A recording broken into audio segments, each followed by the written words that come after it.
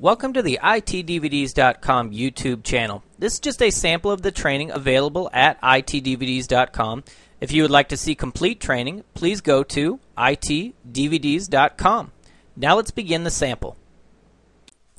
So now let's go a little bit more in depth into RAID, and we're really going to focus on what we need to know for the test, but this is also important for the real world.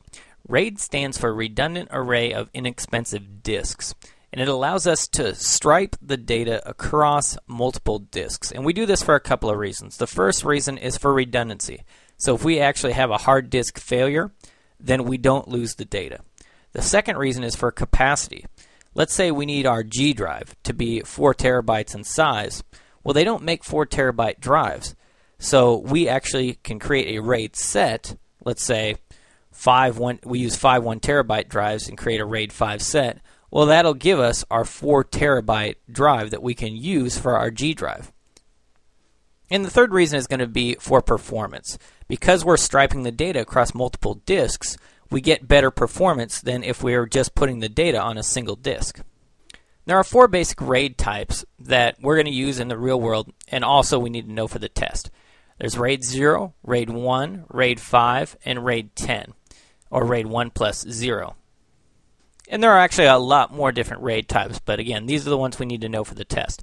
RAID 0, this is going to give you the best performance, but provides no redundancy. So let's say you've got 5 disks in a RAID 0 set. If you lose any one of those 5 disks, then you lose your data.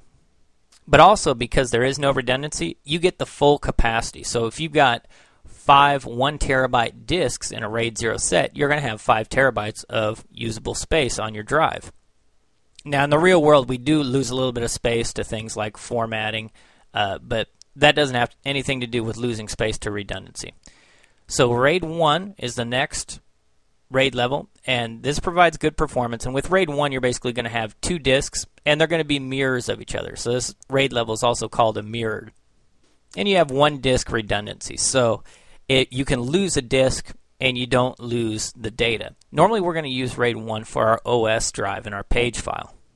And because we have 1 disk redundancy, we lose basically half of our capacity. So let's say we have 2 1 terabyte disks and we put them in a RAID 1 set, then we're only going to have 1 terabyte of usable space on that logical drive. The next RAID level is RAID 5. This also provides good performance. You have 1 disk redundancy.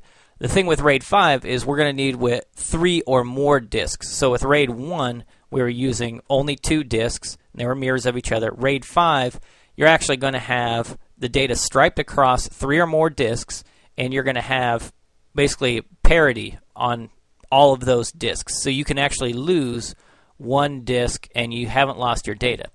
Now, you also lose 1 disk to redundancy as far as capacity is concerned. So let's say you've got 5 1 terabyte disks.